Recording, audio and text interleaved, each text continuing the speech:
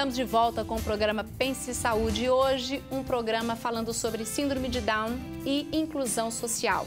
E participam desse debate o médico geneticista Dr. Marcos José Burle de Aguiar e a clínica geral doutora Cláudia Aires, ambos cooperados da Unimed BH.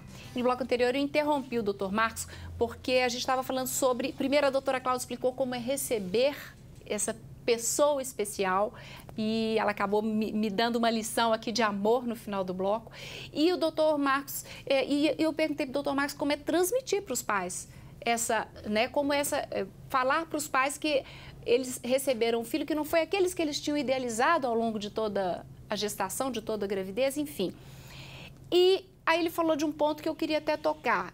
Ele falou assim, até sai o resultado do cariótipo, e aí então eu vou querer entender isso. Porque é preciso um diagnóstico, esse diagnóstico é através disso, eu queria que o senhor explicasse melhor. Na verdade é o seguinte, o diagnóstico, para quem tem experiência, ele pode ser dado pela clínica, mas tem alguns meninos que são um pouco diferentes. Mas a principal importância do cariótipo é você saber se aquela síndrome de Down aconteceu por um acidente genético com um risco de recorrência baixo, de 1 a 2%, isso é quando acontece a trissomia livre do cromossoma 21, quer dizer, a pessoa tem 47 cromossomas, ou quando existe uma coisa que a gente chama de uma translocação. Então, o menino já não tem 47, ele só tem 46, mas tem um 21 grudado, ou um pedaço do 21 que está pegado com outro cromossoma. Então, se acontece isso, o risco de acontecer de novo é maior e, às vezes, aquilo pode... Outras famílias, outras pessoas na família podem ter aquela translocação que vai trazer um risco para outras pessoas. Então, isso é importante. Mas o cariótipo tem uma importância muito grande porque é da natureza humana. Infelizmente, nós somos assim. O homem parece que só acredita nas coisas quando ele tem alguma coisa comprovada. Você tem que chegar lá com o documento para mostrar para ele. Está vendo? Entendi. Entendeu? Isso está dentro da gente. Então, essa é a importância maior do cariótipo. Entendi. Mas até, além disso, é importante também até para descartar outras complicações que poderiam surgir, às vezes assemelhar...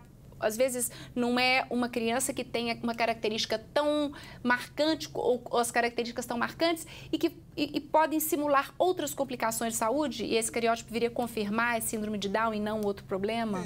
Na verdade é difícil isso.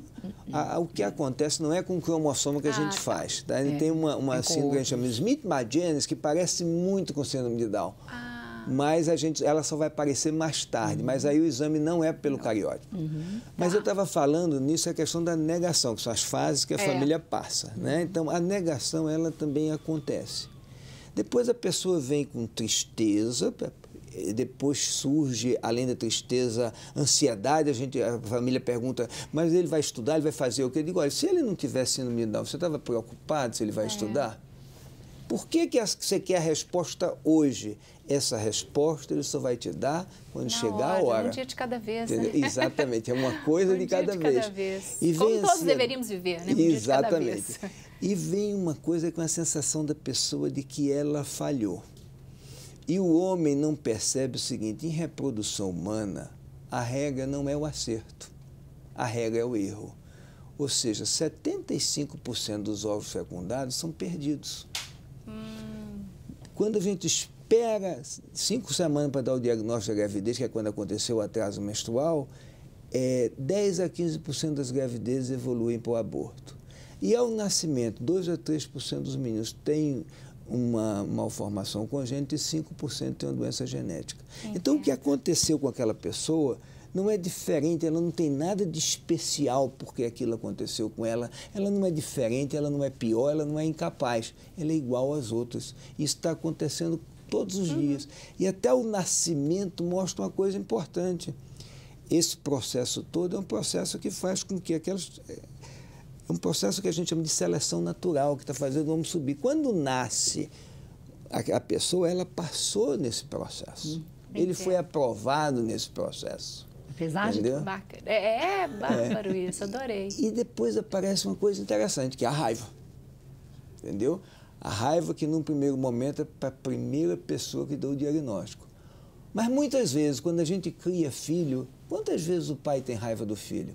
Só que quando a gente tem raiva de um filho que tem uma necessidade especial ou é uma pessoa especial, a gente fala assim, meu Deus, eu sou um monstro.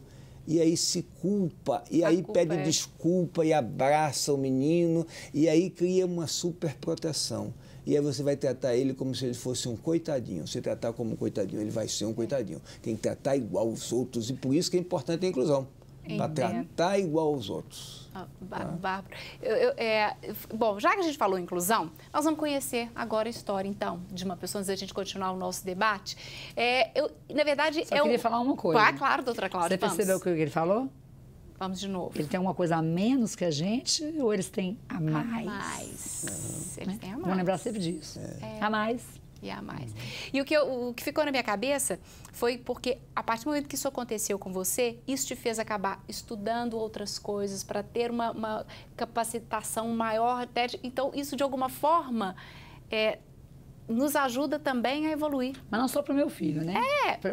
Exatamente, para o mundo. Olha, o pai e a mãe de um filho com síndrome de Down, ele começa a ter um outro olhar sobre a vida.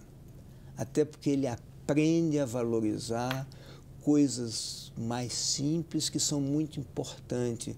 A própria questão da criança, né, que a gente não consegue valorizar a criança, a gente acha que aquilo é coisa boba. E olha, o tempo que você perde conversando com a criança, aprendendo as coisas importantes da vida, talvez sejam as coisas mais simples. E a vida ensina para a gente que essas coisas não são importantes. E eles fazem a gente começar a voltar. Aí tem um outro olhar sobre o mundo. E um outro olhar onde o que predomina é o carinho, é o amor. É uma visão realmente mais humana do mundo, que a gente está... Isso eu gostaria também de discutir depois. Então, guarda aí. Abre o parênteses aí, porque nós vamos falar dessa visão aqui, porque nós vamos agora, então, conhecer a história que, na verdade, virou um projeto, que é o projeto Mano Down, que divulga a importância da inclusão e que surgiu da história de amor entre dois irmãos especiais. De um lado, Eduardo Gontijo, mais conhecido como Dudu do Cavaco, por suas habilidades musicais. Do outro lado, Leonardo Gontijo, um jovem também especial, idealizador deste lindo projeto que visa maior autonomia para o Dudu e para todas as pessoas em formação, principalmente. Então, vamos ver.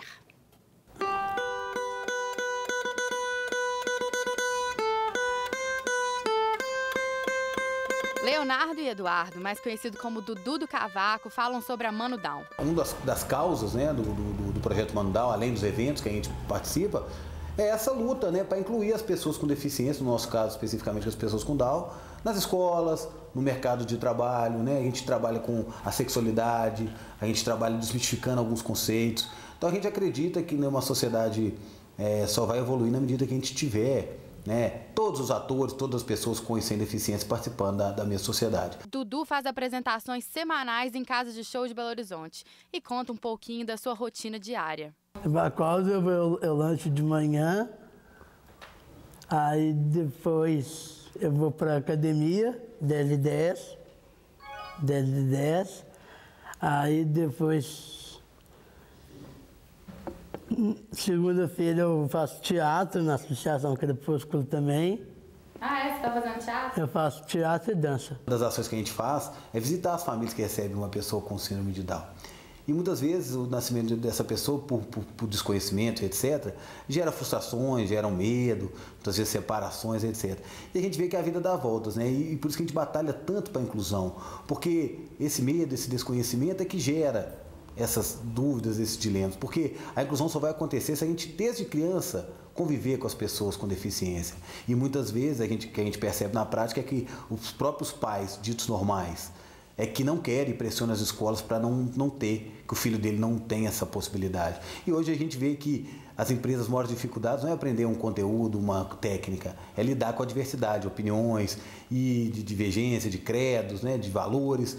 E se a gente convive desde criança com um cadeirante, com uma pessoa com Down, com cego, que é 24% da população tem algum tipo de deficiência, a gente lida melhor com essas coisas. O que vai acontecer? Mais dia, menos dia, talvez a gente possa ter um acidente, ninguém quer, a gente vai ficar velho, vai precisar talvez de uma cadeira de roda, alguém familiar vai ter alguma dificuldade. E quanto antes a gente aprender a lidar com isso, de preferência de criança, a gente vai ser um ser humano melhor e vai lidar melhor com isso.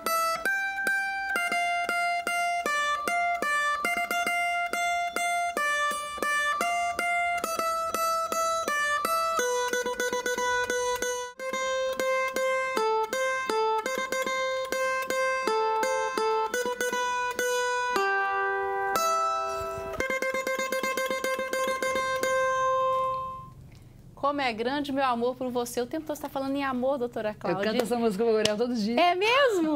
E a gente fecha a matéria, como é grande meu amor por você. Não existem coincidências, né? Sensacional. Nós vamos ter que encerrar esse bloco, infelizmente. Eu só queria mostrar o livro aqui do Leonardo Gontijo, Mano Down, Relatos de um Irmão Apaixonado, que eu achei bárbaro. Eu vou mostrar do lado de cá. E para quem quiser saber mais sobre a Mano Down, tem um site que é manodown.com.br. E tem muitas ações que são realizadas. No dia 22 eles teve uma manifestação, uma passeata. É muito bacana. E então tá aqui o Mano Down e o site, então, manodown.com.br. Nós vamos ter que interromper agora, daqui a pouco a gente retoma, até para a gente comentar um pouquinho de tudo que a gente ouviu aqui. Eu quero até alguns depoimentos do que a gente ouviu na nossa matéria. Estamos falando, então, hoje sobre Síndrome de Down e inclusão social. Vamos para um rápido intervalo, mas fique por aí, daqui a pouco a gente está de volta.